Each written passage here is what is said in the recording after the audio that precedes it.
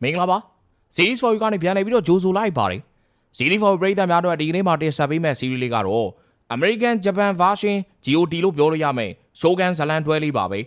နာမည်ကျော်သရုပ်ဆောင်တွေဖြစ်ကြတဲ့ Hiroyuki Sanada အန်နာဆာဝါရီတို့ပါဝင်ထားပြီးတော့1985တုန်းကဝတ္ထုကိုအခြေခံပြီးတော့တမိုင်းဖြစ်မှန်ကိုစိတ်ကူးနဲ့ရောစာဖန်တီးထားတာပါဒီဥရှင်တွေကလမ်းပြ Black 3ဟာအပြင်မှာတကယ်ရှိခဲ့တဲ့ဂျပန်ကိုပထမဆုံးရောက်တဲ့အင်္ဂလိပ်ဓမြ William Adams ကိုအခြေခံထားသလို Yoshi Toranaga ဇက်ကောင်ဟာတိုကူဂါဝါစစ်ဘီရင်အုပ်ချုပ်ရေးကိုတည်ထောင်ခဲ့တဲ့တိုကူဂါဝါအီယေယာစုကိုအခြေခံထားတာပါဇလန်ချင်းကတော့1600ပြည့်နှစ်မှာအင်္ဂလိပ်လမ်းပြ Protestant ဘာသာဝင်တယောက်ဟာဂျပန်ကိုလေနဲ့ပထမဆုံးရောက်လာပါတယ်အဲ့ကာလမှာပေါ်တူဂီကက်သလစ်တွေဟာဂျပန်နဲ့ကုန်သွယ်ပြီးတော့အရန်မြတ်ဆိုးနေကြတဲ့ကာလဖြစ်ပါတယ်တခြားဥရောပနိုင်ငံတွေကိုလည်းဂျပန်တင်ညာအောင်မသိအောင်ဖုံးထားပါတယ်ပေါ်တူဂီရဲ့မဟာရန်သူဖြစ်တဲ့ Protestant ဘာသာဝင်ဟော်လန်လီတွေဂျပန်ရောက်လာချိန်မှာပဲဂျပန်မှာလည်းဘင်ကန်ကျုပ်တိုင်ကိုကွယ်လွန်သွားပြီးတော့အမွေခံသားငယ်လေးပဲကြံခဲ့တာကြောင့်စစ်ကောင်းဆောင်900အောင်အာနာလူဖို့အားပြိုင်နေကြပါပြီ။ကဲစင်သွေးပြီးဆိုတော့ကျွန်တော် recap လေးကိုစတင်လိုက်ကြအောင်ပါ။ကျွန်တော်ကစီစဉ်တင်ဆက်သူအန်ခင်မှုပဲဖြစ်ပါတယ်ခင်ဗျာ။မြူမုံတွေဖုံးလွှမ်းနေတဲ့ပင်လယ်ပြင်ထဲမှာခီးထွက်လာတဲ့သင်းမောတစည်းဟာတိမ်တွေထူထပ်နေတာကြောင့်လမ်းပြကျဲတွေကိုကြည့်ပြီးတော့ခီးဆက်လို့မရအောင်ဖြစ်နေခဲ့ပါတယ်။ကပတိန်နဲ့စကားပြောကြည့်တော့လေရိတ်ခါတွေကလည်းကုန်နေပြီးရေကလည်းတရက်စာလောက်ပဲကြံတော့တယ်။သူတို့တွေဥတီပြီးတော့ထွက်လာတဲ့ဂျပန်ဆိုတာဘယ်နေရာမှာမှအခုထိမသိသေးပါဘူးသူတို့တွေကတော့ပေါ်တူဂီတွေလျှို့ဝှက်ထားတဲ့ဂျပန်နိုင်ငံကိုလာရောက်ရှာဖွေကြမယ်နယ်သာလန်ကုန်တင်သင်းမောကြီးပါပဲကမ်းမမြင်လမ်းမမြင်ထဲမှာခီးဆက်ရင်းနေပဲကန်တရားရဲ့ကူညီကြောင့်ဂျပန်ပင်လယ်ကမ်းခြေတစ်ခုရောက်လာခဲ့ကြပါတယ်သတင်းရသွားတဲ့ဂျပန်စစ်သားတွေကလည်းချက်ချင်းပဲရောက်လာခဲ့ကြပြီးတော့သင်းမောကြီးပေါ်လောက်စစ်ဆေးခဲ့ချိန်မှာတော့အစာအစာပြက်လက်ပြီးတော့အာရင်ချိနေနေတဲ့သင်းမောသားတွေကိုတွေးလိုက်ရပါတော့တယ်ကွေးမင်းကျဲတစ်ခုထဲမှာပေါင်းသင်းချွေရန်နေနဲ့ခီးထွက်လာခဲ့တဲ့သူကတော့စစ်ကောင်းဆောင်9ယောက်ထဲကယိုရှီတိုရိုနာဂါပါပဲသူကစစ်ကောင်းဆောင်နေတဲ့က9ယောက်မြောက်ခေါင်းဆောင်လည်းဖြစ်ပါတယ်။အိုဆာကာရဲတိုက်ကိုရောက်လာတဲ့ယိုရှီတိုရိုနာဂါနဲ့အဖွဲ့ကိုအိုဆာကာရဲတိုက်တဲ့ကစစ်ကောင်းဆောင်အီရှီရိုနဲ့ပေါင်းပါတွေကကောက်ကျစ်ဆင်းလဲတဲ့အကြည့်တွေနဲ့ကြည်ရင်ကြိုဆိုခဲ့ကြပါတယ်။ရဲတိုက်ထဲရောက်လို့နားယူပြီးတဲ့အခါမှာတော့ယိုရှီတိုရိုနာဂါနဲ့အဖွဲ့သားတွေကဆဆရာအသင်းပြင်းရင်ဘီယန်ကန်ကောင်စီနဲ့တွေ့ဆုံရမယ်ခန်းမာတွေကိုရောက်လာခဲ့ပါတယ်။ရောက်ချင်းဆိုသူတို့ဘီယန်ကန်ကောင်စီအဖွဲ့ဝင်တွေက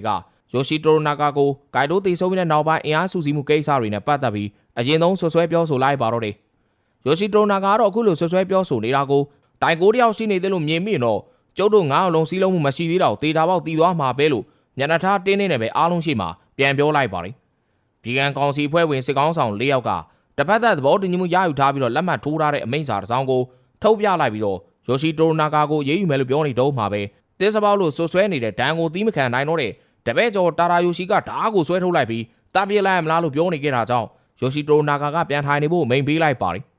အများနဲ့တယောက်ဖြစ်နေတော့လေပညာရှိပြီးခြေနေကိုအေးဆေးဆေးကင်တွယ်ဖို့ဆုံးဖြတ်ထားတဲ့ယိုရှီတိုနာကတောင်းပန်လိုက်ပေမဲ့ကန်တက်တဲ့အီရှီရိုကတော့အမွေခံရဲ့မဲတော်ကိုအီရိုကနေပြန်လွှတ်ပေးဖို့အချိန်9ရက်ပေးမယ်အဲ့ဒီကိစ္စပြီးတော့မှပဲမင်းကိုဘလို့တရားစီရင်ရမလဲဆိုတာကိုဆုံးဖြတ်မယ်လို့ပြောလိုက်ရင်ခန်းမာတဲ့ကနေထွက်သွားခဲ့လိုက်ပါတယ်အစည်းအဝေးပြီးမှတော့ယိုရှီတိုနာကသူ့ရဲ့လူအောင်တော်ညာလဲုံကြီးနဲ့တိုင်ပင်လိုက်ရင်အခုနေခါမှာ4ယောက်တယောက်စစ်တိုင်တေချာပေါက်ရှုံးမှာပဲလို့ပြောလိုက်နေလိုအပ်စာတစ်စောင်ကိုအာဂျီရိုစီကိုသွားပေးပို့ခိုင်းလိုက်ပါတယ်တခြားတစ်ဖက်မှာလည်းဖမ်းမိလာတဲ့နယ်သာလန်ကုန်တင်သင်းမောကြီးကိုအာဂျီရိုမှာရှိတဲ့ဆာမူရိုင်းတွေကဖမ်းဆီးလာခဲ့ပါတယ်အရှင်ယာဘူးရှိကဲကိုတိုင်းလာစစ်မှာဖြစ်လို့ဒူတော်မောင်ကလည်းလေပေါ်ကလူတွေကိုတေချာထိမ့်သိမ်းထားဖို့သူ့တပည့်တွေကိုမှားနေရပါတယ်လေပေါ်ကလူတွေမှာလည်းဒုက္ခတစ်ခုဂျပန်ရောက်ချင်ပါတယ်ဆိုမှတကယ်ရောက်လာတော့အစာအစာပြက်လို့အားမရှိတဲ့ပြင်ဘာသာစကားလည်းမရနဲ့အဖမ်းခံတွေကတော့တိုင်ပတ်နေပါလိမ့်အဓိကရေချက်တွေမှတ်တမ်းတင်ထားတဲ့စာအုပ်တွေပါဝင်ရေချောင်းလမ်းပြမှတ်တမ်းတွေကကပတိန်ခန်းထဲမှာတင်ထားတာကြောင့်ဒီချက်လက်တွေမပေါ်မချင်းသူတို့တွေကတာမန်ကုံတယ်တွေလိုပဲဟန်ဆောင်ကြမယ်လို့တိုင်ပင်လိုက်ကြပါတယ်။ဒါရာယိုရှီတယောက်ဓာဆွဲမိတဲ့ကိစ္စကြောင့်သူ့ရဲ့မိမဖူဂျီကတတ်သေးဖို့လုပ်နေတဲ့အတွက်မာရီကိုရောက်လာပြီးတော့တားဆီးဖို့ကြိုးစားပါသေးတယ်။ဒါမှလည်းရှေ့ဆက်ပြီးတော့စစ်ကောင်းဆောင်တွေကြားထဲမှာသွေးမြေမကျစေဖို့အတွက်ဒါရာယိုရှီနဲ့သူ့ရဲ့သားလေးကတော့ဆက်ပူကူလောက်ပြီးတော့တတ်သေးဖို့ဆုံးဖြတ်ခံလိုက်ရပါတယ်။ကိုတတ်သေးခြင်းတစ်မျိုးဖြစ်တဲ့ဆက်ပူကူနီလန်ဟာဂျပန်နိုင်ငံဖြူတယ်ခေတ်ဆာမူရိုင်းလူဒန်းစားများကြားထဲမှာဂုံတိတ်ခါရှိတဲ့တေဆုံးမှုပုံစံတစ်ခုဖြစ်နေတတ်မှတ်ခဲ့ကြပါတယ်။အိမ်တော်ရဲ့တာဝန်ရှိသူတယောက်ဖြစ်တဲ့တချို့သောဆုံးဖြတ်ချက်တွေကိုခက်ခဲချလိုက်တဲ့မာရီကိုလည်းအခုလိုဖြစ်အတွက်စိတ်မကောင်းဖြစ်မိတာကြောင့်အပြစ်တွေကနေခွင့်လွှတ်ဖို့ဘုရားသခင်စီမှာဆုတောင်းလိုက်ရပါသေးတယ်။အာဂျူမာရှိတဲ့ဆာမူရိုင်းတွေစီကိုတော့ဦးရီတော်အရှင်ယာဘူးရှိကဲကိုတိုင်သူ့ရဲ့နောက်လိုက်ငယ်သားတွေနဲ့ဒေါတောင်ထထကိုဖြတ်ပြီးတော့ခီးဆိုင်နဲ့ရောက်လာခဲ့ပါပြီ။တိတ်မကြခင်မှာပဲဖမ်းဆီးထားတဲ့ဂျွန်ဘလက်သွန်းနဲ့လူတွေကိုအပေါ်တက်ဖို့ခေါ်ရမယ်လဲညှင်းဆန်နေတာကြောင့်ဆာမူရိုင်းတွေကအတင်းကျပ်ဖမ်းဆီးပြီးတော့အပြင်ကိုခေါ်ထုတ်လိုက်ပါတယ်။ပေါ်တူဂီစကားပြောတတ်တဲ့လူတယောက်ကဘလက်သွန်းတို့ဘာသာပြန်လုပ်ပေးတာကြောင့်ဘလက်သွန်းကသူ့လူတွေကိုလှုပ်ပေးဖို့ပြောလိုက်ပေမဲ့တစ်ဖက်ခက်တီဖြစ်နေလို့မင်းတို့သေးနဲ့ပန်းမယ်ဆိုပြီးတော့အာချောင်လိုက်ချိန်မှာတော့ ဘလက်သွန်းကိုယ်တိုင်မဲ့သေးနဲ့အပန်းခံလိုက်ရပြီးတော့နောက်ထပ်နေရာတစ်ခုကိုခေါ်သွားတော့ဘေးနာကစကားများနဲ့လူတယောက်ခေါင်းထဲကိုတခါတည်းအိုးစားကွဲအောင်လှုပ်ထလိုက်တဲ့နမူနာပြပေးလိုက်တော့မှဘလက်သွန်းတယောက်လည်းဗဇက်ပိတ်သွားပါတော့တယ်အဲ့ဒါမှတော့အရှင်ရဘူးရှိကဲကိုယ်တိုင်ခေါ်ထားတဲ့ပေါ်တူဂီဘုန်းကြီးတစ်ပါးကဘာသာပြန်လုပ်ပေးပေမဲ့လည်းကက်သလစ်ဘာသာဝင်ဖြစ်နေပြင်ရန်သူတော်ပရိုတက်စတင့်ဘာသာဝင်တယောက်ဖြစ်တဲ့ဘလက်သွန်းကိုမအုံမမှန်တာတွေပြောပြီးတော့ဂုံတိုက်လိုက်ပါတော့တယ်ရဘူးရှိကဲကဘလက်သွန်းတို့ရဲ့လှေကိုတိမ့်ပိုက်လိုက်တာကြောင့်ဒေါသထွက်သွားတဲ့ဘလက်သွန်းကပေါ်တူဂီဘုန်းကြီးရဲ့ခါမှာချိတ်ထားတဲ့လဝကတိုင်ဆွဲယူပြီးခြေထောက်နဲ့နင်းချလိုက်ရင်းစကားတွေပြောနေကြတာကြောင့်အခြေအနေကိုနည်းနည်းအကဲခတ်မိသွားတဲ့အရှင်ရဘူးရှိကဲကတော့ဘလက်သွန်းတို့ကိုအိမ်တစ်ခုမှာပဲဖမ်းထားရင်းနဲ့တခြားနီလန်တစ်ခုနဲ့ဆေးဆေးမယ်လို့ပြောလိုက်ပါတယ်။အိုဆာကာမှာရှိတဲ့ယိုရှိတိုနာကာကတော့ဂိုင်ဒိုရဲ့အမွေခံသားလေးနဲ့စကားတွေပြောနေခဲ့ရင်ဆရာမတယောက်ကစာသင်ဖို့ခေါ်လာတော့မြားပြစ်တာပဲတင်ကျင်တယ်လို့ပြောနေကြတာကြောင့်ယိုရှိတိုနာကာကခေါင်းဆောင်ကောင်းတယောက်ဆိုတာလှလှပပနဲ့ရှင်းရှင်းလင်းလင်းစာတွေရေးရတယ်လို့ပြောလိုက်ပြီးတော့စာသင်ဖို့ပြောလိုက်ပါတယ်။လက်ရှိဖြစ်နေတဲ့အခြေအနေတွေကြောင့်ဆရာမစိတ်ပူနေခဲ့မိန်ယိုရှိတိုနာကာကတော့သူ့အနေနဲ့ဂိုင်ဒိုကိုဂရီပေးထားခဲ့တဲ့အတိုင်းအမွေခံသားလေးကိုအသက်ပေးဆောင်ရှောက်ပါမယ်လို့ထပ်ပြောလိုက်ပါတယ်။အီရှီတိုတို့အုပ်စုကစိတ်ပူနေကြတာတော့ယိုရှိတိုနာကာဆိုတဲ့လူတယောက်မဟုတ်ပဲမီနိုဝါရာမျိုးဆက်ဖြစ်နေခဲ့လို့ပို့ပြီးတော့ကြောက်နေခဲ့ကြတာပါ။ဒီညမှာကြိုပြီးတော့ရှင်းပြရင်တော့ယိုရှိတိုနာကာရဲ့မျိုးစင်ဆက်ဟာဂျပန်ဖြူတဲ့ခေတ်ကာလမှာအင်အားကြီးမားတဲ့မိသားစုဖြစ်သလိုတိုင်ကိုမရှိတဲ့အချိန်ကျရင်ဂျပန်နိုင်ငံဒုတိယသောရိုဂွန်ဖြစ်တဲ့တောင်းဆိုနိုင်တယ်လို့တန်တရားရှိခဲ့တာပါ။မီနိုဝါရာမျိုးနွယ်ဆိုတာကဂျပန်အေဂရစ်တွေအပါဝင်မင်းကြီးမင်းသားမိသားစုဝင်များရဲ့မျိုးဖြစ်ပြီးတော့ဂျပန်သမိုင်းမှာအင်အားအကြီးဆုံးမျိုးနွယ်စုတစ်ခုလည်းဖြစ်ပါတယ်။ရိုဂန်လို့ဖို့ဆရာမတိုက်တွန်းမိမယ်ယိုရှိတိုနာကာကတော့မျိုးစင်ဆက်စစ်ဘီရင်တယောက်အဖြစ်ကိုလက်ခံဖို့တော့မဆုံးဖြတ်ခဲ့ပါဘူး။အာဂျီရိုမှာတော့ဘလက်သွန်းတို့ရဲ့ကုန်တင်သင်းမောကြီးမှာပါလာတဲ့ပစ္စည်းတွေအားလုံးအသိမ်းခံရသလိုချိုးတွေကလည်းရင်ရွေးဦးထဲမှာလူသားဆုပ်ပြုတ်အလုတ်ခံရပါပြီ။ဘလက်သွန်းကတော့ကံကောင်းနေဆိုအမလားအခုထိအသက်မခံသေးပဲနဲ့အကျဉ်းသားတယောက်ဖြစ်ထိမ့်သိမ်းခံထားရပါတယ်။ဒီလိုကာလရဲ့အခြားတစ်ပတ်မှာတော့အရှင်ရဘူးရှိခဲ့စီကိုပြောတော်ဆက်မဲ့မျိုးမင်းငယ်လေးတယောက်ရောက်လာခဲ့ပြီးမြဲတရားထိုင်သလိုနေခဲ့တာကြောင့်ပြောတော်ဆက်လေးကဘေးနာကရှိနေလူတယောက်နဲ့အာဝါဝီဝါမဲ့ကိစ္စလေးကိုစတင်လိုက်ချိန်မှာပဲကိုခိုင်နေနဲ့အိုက်ခန်းကိုဖျက်ဆိုပြီးတော့អော်လိုက်ပါတော့တယ်မနက်ခင်းမှာနိုးထလာခဲ့တဲ့ဘလက်သွန်းတယောက်ဝေစားတွေလည်းမရှိခဲ့ပါဘူးအဖွားကြီးတယောက်ဝင်လာခဲ့လို့ဖွားဘက်တော်လက်နဲ့အုပ်ရင်းနဲ့နှုတ်ဆက်လိုက်ပါသေးတယ်အရှင်ရဘူးရှိခဲ့လဲညဘက်တုန်းက18ရောက်ဆိုပြီးတော့ကြည့်တဲ့ကားလေးကို 4K ဘားရှင်းနဲ့ကြည့်ပြခဲ့တာကြောင့်အားရင်ပြင်းနဲ့နိုးထလာခဲ့ပြီးတူတော်မောင်ကာရှိဂျီအိုမီကိုတော်မှဘလက်သွန်းတို့ကိစ္စအကြောင်းကြပြာဆက်ခိုင်းလိုက်ပါသေးတယ်ရဘူးရှိခဲ့နဲ့ကာရှိဂျီအိုမီတို့နှစ်ယောက်သားမနက်ခင်းမှာလမ်းလျှောက်ထွက်နေတဲ့ဘလက်သွန်းတို့ကိစ္စကိုယိုရှိတိုနာကာစီကိုသတင်းပို့တင်မပို့တင်တိုင်ပင်ကြပါတယ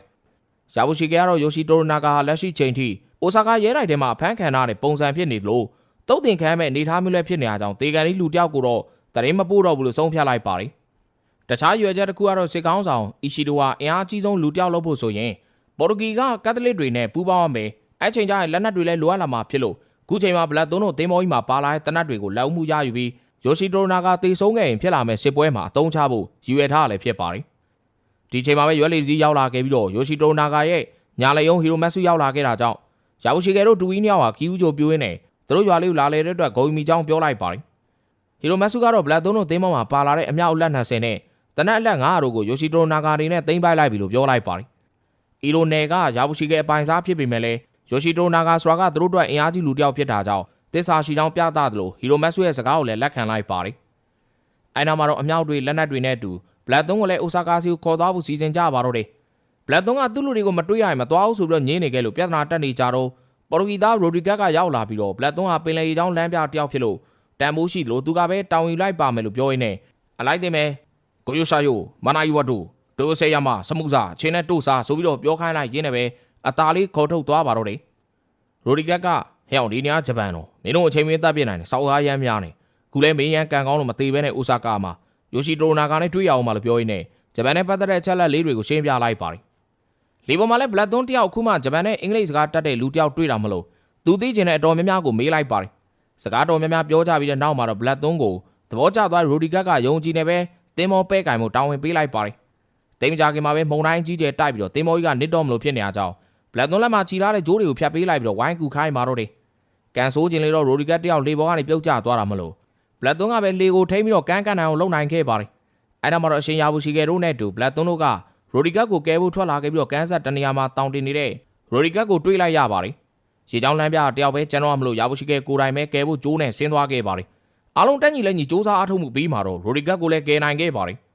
်အိုဆာကာရဲတိုက်ကိုရောက်လာတဲ့မာရီကိုနဲ့ယိုရှိတိုနာကာတို့တွေ့ဆုံကြပြီးအီရှီတိုတို့အကြောင်းကိုပြောပြလိုက်တဲ့မာရီကိုရဲ့ရောက်ကလေးကြီးဟီရိုမက်ဆူခေါ်လာမဲ့ဘလက်သွန်းနဲ့ပတ်သက်ပြီးတော့ပေါ်တူဂီစကားတတ်တဲ့မာရီကိုကဘာသာပြန်ဖြစ်ကူညီပေးရမယ်လို့တာဝန်ပေးလိုက်ပါတယ်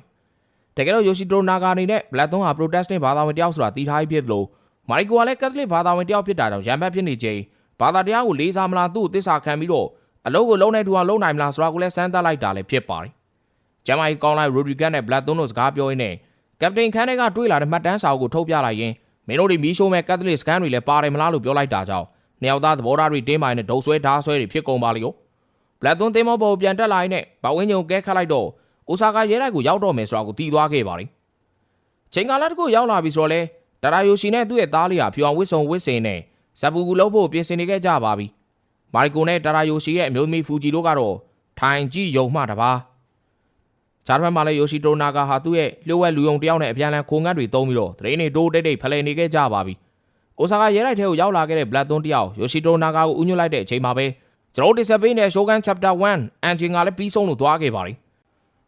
ပြီးခဲ့တဲ့ဘိုင်းမှာတော့ကယိုရှီတိုနာဂါဟာအိုဆာကာရဲတိုက်ထဲမှာအကျေကျုပ်သဘောပုံစံမျိုးတက်ရောက်တဲ့ထိန်းချုပ်မှုတွေနဲ့ထိန်းချုပ်ခံထားပြီးမြဲသူရဲ့စစ်ကောင်းဆောင်ယာရုကလည်းမပြုတ်သေးတဲ့ပြင်မီဒုံဝါရာမျိုးနွယ်ဆိုတဲ့အချိန်ဝါလဲဒေါ်လေးကိုကြီးသေးတာကြောင့်အဲ့ချက်လက်တွေအသုံးချပြီးတော့သူ့အတွက်အားတာနိုင်မဲ့ဂျင်းတွေကိုဖန်တီးနေခဲ့ရပါတယ်။ခုပိုင်းမှာတော့ယိုရှီတိုနာဂါနဲ့အီရှီတိုတို့နှစ်ယောက်ဘလို့အားပြန်ကြမလဲဆိုတာကန်စားမှာဖြစ်ပါတယ်။တိုင်ကိုရဲ့အထိပ္ပယ်ကိုယင်ရှင်းပြပါအောင်မယ်။တိုင်ကိုဆိုတာဘွဲနာမည်တစ်ခုပါ။ခုခင်းနဲ့ပြောရရင်ဝင်ကြီးချုပ်ယာရုလို့ဆိုရမလားပါပဲ။ဒါရဲ့ဘာသာပြန်ရင်တော့ကြီးမြတ်သောထိန်းသိမ်းစောင့်ရှောက်သူသို့မဟုတ်အငိမ့်စားထိန်းသိမ်းစောင့်ရှောက်သူလို့အထိပ္ပယ်ရတဲ့ဂျပန်ဘွဲတစ်စိတ်တစ်ခုလို့ဆိုရမှာပါ။ဖြူတဲ့ခေတ်ဂျပန်နိုင်ငံရေးမှာနိုင်ငံရေးအာဏာအမြင့်ဆုံးကိုစားပြုတဲ့ဘွဲတစ်ခုဆိုရင်လည်းမမှားပါဘူး။ဇလန်လေးကိုဆက်ရတော့လွန်ခဲ့တဲ့တစ်နှစ်ကျော်ကာလတုန်းကအိုဆာကာရဲတိုက်ထဲမှာတိုင်ကိုရဲ့နောက်ဆုံးနေဝင်ချိန်ရောက်နေမလို့နန်းတော်တွေကယာရှိတွေနဲ့စစ်ကောင်းဆောင်တွေအားလုံးရောက်နေခဲ့ပါတယ်။မိမနဲ့သားလေးကိုစကားနည်းနည်းပြောပြီးတော့တိုင်ကိုကလူတွေအားလုံးကိုအပြင်ထွက်ခိုင်းလိုက်မယ်။ယိုရှီတိုနာဂါတော့နေခဲ့ဖို့လှမ်းပြောလိုက်ပါတယ်။တိုင်ကိုကသူ့ရဲ့သားလေးယာအီချီကိုအရွယ်ရောက်ပြီးတော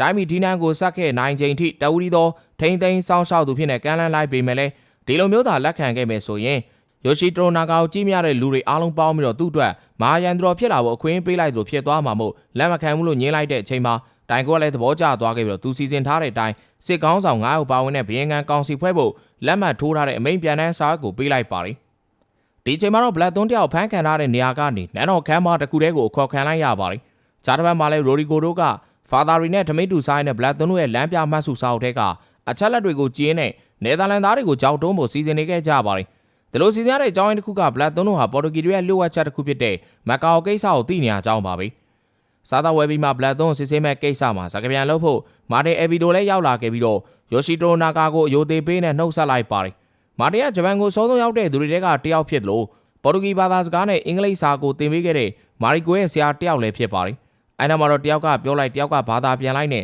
သူတို့တွေချင်းချင်းကတစ်ဖက်တည်းမဟုတ်ပဲဘာသာရေးဖွဲ့နှစ်ခုကိုတီးခြားစီကိုးကွယ်နေကြသလိုစစ်မှတ်ဖြစ်ပွားနေကြတဲ့တိုင်းပြည်နှစ်ခုကလာကြသူတွေဆိုတာကိုလည်းယိုရှီတိုနာဂါနားလည်သွားခဲ့ပါတယ်။အဲ့ဒီမှာပဲစစ်ကောင်းဆောင်တယောက်ဖြစ်တဲ့အရှင်အီရှီရိုရောက်လာခဲ့ပြီးတော့အကျဉ်းသားတယောက်ကဒီလိုနေရာကိုဘာကြောင့်ရောက်နေတာလဲလို့မေးခွန်းထုတ်လိုက်ပါတယ်။ဘလက်သွန်းကတော့ငကုံမူလာနေစရာဖြစ်တဲ့အချုပ်ခန်းထဲကိုပဲပြန်ခေါ်သွားခံလိုက်ရပါတော့တယ်။ညဘက်တော့မာရီတို့မိသားစုညသာစားနေကြတော့မှရွာခမကြီးရောက်လာခဲ့ပြီးတော့ယိုရှီတိုနာဂါအစည်းအဝေးလုံးမှာမလို့လာခေါ်ခဲ့ပါတယ်။မာရီကိုကအရှင်မကီရီနဲ့တွေ့တဲ့အခါနှုတ်ဆက်နေအခုထိချောနေလာနေတော့မယ်လို့ပြောလိုက်တာကြောင့်ဘွားတော်ကြီးလည်းသဘောခွေသွားခဲ့ပါတယ်။ယိုရှီတိုနာဂါလည်းရောက်လာခဲ့တော့ဘလက်သွန်းတို့နဲ့နေလျာတွေ့တဲ့အခြေအနေကိုပြောရင်းနဲ့နှစ်ဦးနှစ်ဖက်ပြောကြတဲ့ကိစ္စတွေကအမှန်တည်းဆိုမဲ့လည်းဘလက်သွန်းကိုတော့မာရီကိုရဲ့စိတ်ထဲမှာမယုံကြည်ခဲ့ပါဘူး။အမျှော်မြင်ကြည့်တဲ့ယိုရှီတိုနာဂါကတော့ဘလက်သွန်းကိုကောင်းကောင်းအသုံးချနိုင်ရင်ကောင်စီကသူတို့ကိုတေတံပေးမဲ့ကိစ္စမဆုံးဖြတ်ခင်အီရှီရိုနဲ့ခရီးယန်ဂိုင်းကျုပ်တွေကြားထဲမှာပြဿနာဖန်တီးပေးလို့ရမှန်းလည်းသိနေခဲ့ပါတယ်။ဒါပြင်သူ့ရဲ့သရှိုရီယာတဆင့်ဘလက်သွန်းတို့အဖွဲ့ကပေါ်တူဂီတွေကိုစိတ်ဒုက္ခပေးထားမှန်းလည်းသိနေခဲ့တာပါ။ဒီလိုလိုက်လို့ပြဿနာတက်သွားခဲ့ရင်ကောင်စီတစ်ခုလုံးတစ်ဖက်တည်းသဘောတူညီပြီးတော့မဲပေးနိုင်တော့မှမဟုတ်ပါဘူး။အချုပ်ခန်းထဲမှာရောက်နေတဲ့ဘလက်သွန်းကတော့ဘာမှညာမှမသိတဲ့ညစာတစ်ခွက်ကိုစားလိုက်နဲ့ချင်းတွေကိုအကဲခတ်နေခဲ့ပါတယ်။အခန်းထဲကြိုရောက်နေတဲ့အဖိုးကြီးတယောက်နဲ့မိတ်ဆွေဖွဲ့လိုက်နဲ့အကြောင်းဆုံးလင်းသိရဖို့မေးနေခဲ့ပါတယ်။ကံကောင်းကျင်တာကအဖိုးကြီးတို့ဖွဲ့ကလည်းဘလက်သွန်းတို့နဲ့ဘာသာရေးကိုးကွယ်မှုတူနေခဲ့တာပါ။ယိုရှီတိုနာဂါကိုဘီယန်ကန်ကောင်စီကနေအကျယ်ကျုပ်သဘောမျိုးနဲ့ဖမ်းဆီးထားတာတွေဇူကီယာမာလိုချမ်းသာသောမိသားစုကဆင်းသက်လာသူတွေကြောက်စရာကောင်းတဲ့စစ်တီတော်အိုနိုခရစ်တော်ကိုယုံကြည်တဲ့ကီယာမာလောဘကြီးတဲ့နေရာမှာနှစ်ယောက်မရှိဒီလိုလူတွေအားလုံးကိုအရှင်အီရှီရိုကစီးအောင်ထားပြီးဆိုတာကိုလည်းဘလက်သွန်းတယောက်တီးသွားခဲ့ပါပြီ။နောက်ဆုံးနေတဲ့ယိုရှီတိုနာဂါကသာမဟာမိတ်လို့သတ်မှတ်ခဲ့ရင်ဘယ်တော့မှအသက်ရှင်လဲထွက်သွားနိုင်တော့မှာမဟုတ်ဘူးလို့လည်းဖိုးကြီးကသတိပေးခဲ့ပါတယ်။နောက်နေ့မနက်မှာအရှင်အီရှီရိုကကြံတဲ့စစ်ကောင်းဆောင်တွေနဲ့တွေ့လိုက်ရင်ဒိုရိုနာဂါကိုပြန်ရှင်းနိုင်မှုအတွက်မဲပေးဖို့စီးအောင်လိုက်ပါတော့တယ်။ဘလက်သွန်းကလည်းထောင်ထဲရောက်သွားမှလို့လက်တလုံးမှာအီရှီရိုတို့ဘက်ကအားတာနေခဲ့ပါပြီ။ချုပ်ခန်းထဲမှာလည်းအဖိုးကြီးကိုအပိုင်ပေါင်းထားလို့ဒ ဒရိုနာဂါပါဝင်လက်ရှိနိုင်ငံရေးစီရေးအခြေအနေတော်များများကိုဘလက်သွန်းတယောက်လည်းတော်လေးသိနေခဲ့ပါပြီတကယ်တော့ဖိုးကြီးလည်းတစ်ချိန်လုံးကဘာသာရေးအတွက်လာခဲ့မယ်မယိုးရှင်းတဲ့အရာတွေကြောင့်ထောင်ထဲရောက်နေခဲ့တာပါပဲနန်းတော်ထဲမှာမာရီကိုတယောက်ဆူတောင်းနေတော့ဖာသာရောက်လာခဲ့ပြီးတော့ဘလက်သွန်းနဲ့ပတ်သက်တဲ့ကိစ္စတွေကတော်လေးကိုမယိုးမရှင်းဖြစ်နေခဲ့လို့သူနဲ့အတူတူဘာသာပြန်ဆက်လုပ်ပေးဖို့တောင်းဆိုလိုက်ပါတယ်အရှင်ရှိတို့ကရဲတိုက်တစ်ခုတည်းကိုရောက်လာခဲ့ပြီးဘလက်သွန်းကိုဖမ်းခေါ်လာခဲ့တဲ့စစ်သူကြီးတယောက်စီကိုဒရိုနာဂါသတင်းလေးတွေမတိမတာမေးရင်းနဲ့ဘလက်သွန်းနဲ့အတူပါလာတဲ့လက်နက်တွေအကြောင်းထပ်မေးလိုက်သလိုဒရိုနာဂါကိုကောင်စီရသဘောတူလို့တတ်လိုက်ရင်မေလန်တက်ခံမှာဆိုပြီးတော့ချင်းချောက်သူတို့သတိပေးရင်းလက်လောမှာတရှိုးလုံးသတင်းပေးနေဖို့ဆွဲဆောင်လိုက်ပါတယ်ချစ်ချစ်ကိုအိမ်မက်မက်နေတဲ့ဘလက်သွန်းစီကိုအဆောင်ရဲမက်တွေရောက်လာခဲ့ပြီးတော့အတင်းနှိုးလိုက်ရင်လည်းအပြင်ဘက်ကိုဖမ်းခေါ်သွားခဲ့ပါတော့တယ်ဒေါ်လန်တနေရာရောက်မှာတော့ရဲမက်ဖွဲ့တွေအားလုံးခြုံကိုတိုက်ခိုက်ခံလိုက်ရပါတော့တယ်မျက်နှာအုပ်ထားတဲ့ဘလက်သွန်းကတော့ဘာတွေဖြစ်နေမှန်းမသိခဲ့ပါဘူးဂျင်းနေတွေကိုကဲခတ်လိုက်တဲ့လက်လောခေါင်းထဲကိုဦးစားမကွဲသေးတာမလို့ဂျေဇုတင်မိုင်းဆွဲစကားကိုဂျပန်လူပြောလိုက်တာကြောင့်လာခဲ့တဲ့သူတွေကလည်းသဘောကျသွားခဲ့ပါသေးတယ်ရာဘူရှိကဲတို့ကဲထုတ်လာပေးလို့တေငံမြောက်တတ်မပြောက်တဲ့ဘလက်သွန်းကတော့ဒုတိယမီအရှင်တိုရိုနာဂါစီကိုရောက်လာခဲ့ပါတယ်အဲ့ချိန်မှာပဲမာရီကိုလည်းရောက်လာခဲ့တာကြောင့်တိုရိုနာဂါတို့ကြားထဲမှာဇက်ကပြန်လှုပ်ပေးလိုက်ပါတယ်တိုရိုနာဂါကတော့အန်ဂျင်းဆိုတဲ့စကားလုံးအသစ်တစ်ခုကိုအသုံးပြုခေါ်လိုက်နဲ့အင်္ဂလန်ကဘီမာကြီးတို့အကြောင်းသိကျင်နေလို့အသေးစိတ်မေးလိုက်တာကြောင့်ဘလက်သွန်းကလည်းဒုတ်တချောင်းကိုယူလိုက်ရင်းအရှိနာတဲပြင်မမကဘာမြေပုံဆွဲလိုက်ပြီးတော့သူတို့လာခဲ့တဲ့လမ်းကြောင်းကိုရှင်းပြရင်းနဲ့မကောင်မှာရှိတဲ့ဂျပန်ကြီးစားစစ်သားရိုနင်တွေကကက်သလစ်ဘုရားကျောင်းကိုလက်နက်မှောင်ခိုတွေပို့ပြီးတော့စောင့်ရှောက်နေတဲ့အကြောင်းကိုအသေးစိတ်ရှင်းပြလိုက်ပါတယ်။ချင်းတွေကိုအကဲခတ်လိုက်တဲ့အန်ဂျင်းဒါမှမဟုတ်ဘလက်သွန်းကိုအနောက်နန်းဆောင်မှာနေဖို့အတွက်စီစဉ်လိုက်ပါတော့တယ်။အနောက်နန်းတော်ဆောင်ဆိုတာကဒရိုနာဂါရဲ့သီးသန့်ဆောင်ဖြစ်လို့ဒီထဲမှာနေခွင့်ရတာဘလက်သွန်းအတွက်တကယ်ကိုသေရင်းကလွတ်ပြီးကန်ထူးတယ်လို့ဆိုရပါလိမ့်မယ်။ဂျားတစ်ဖက်မှာလည်းဖာသာဒရိုနာဂါရှိရာနေရာကိုလိုက်လာပြီးတော့လေထွက်ခွာကွင်းအတွက်တောင်းဆိုလိုက်ပေမဲ့ညင်းလိုက်ပြီးတော့ဘလက်သွန်းစီကတီးထားတဲ့လွတ်ဝက်စခန်းတွေအကြောင်းသူသိနေပါတယ်ဆိုတာကိုသတိပေးသလိုပြောလိုက်ရင်လည်းထွက်သွားလိုက်ပါတယ်။ညဘက်တော့ဘလက်သွန်းကလည်းတကူးတစ်ခေါက်ခေါက်အိပ်ပျော်နေတော့အတန်တွေကြားလိုက်လို့ထွက်ကြည့်လိုက်ချိန်မှာတော့ဒရိုနာဂါတို့ကိုအပြတ်ရှင်းဖို့ရောက်နေကြေးစားတွေဖြစ်နေခဲ့ပါတယ်။ဒါမှလည်းသတိအင်မတန်ကြီးတဲ့ဒရိုနာဂါရဲ့အကြံကြောင့်အားလုံးကိုအသေးရှင်းထုတ်နိုင်ခဲ့ပါတယ်။တကယ်တော့လုံခြုံရေးသမားတွေကအန်ချင်းကိုလာအောင်တပ်ဖြတ်ဖို့ကြံစီခဲ့တာပါပဲ။အဲ့လိုနဲ့ပဲဒီနေရာလေးမှာဇလန်းကတပိုင်းပြီးဆုံးသွားခဲ့ပါတယ်ခင်ဗျာ။ရုပ်ရှင်ဇာတ်ကားကောင်းလေးစင်စမပြ recap တင်ဆက်ပေးမှာမလို့ကျွန်တော်ရဲ့ ZD4 channel လေးကို like and subscribe လုပ်ထားပြီးပါဦး။အားပေးကြပရိသတ်များလည်းစိတ်ချမ်းသာခြင်းကိုယ်ချမ်းသာခြင်းနဲ့ပြည့်စုံကြပါစေလို့ ZD4 ဝိုင်းတော်သားများဆုတောင်းပေးလိုက်ပါတယ်။စုံလင်ကြည့်ရှုပေးတဲ့အတွက်လည်းအားလုံးကိုကျေးဇူးတင်ပါတယ်ခင်ဗျာ။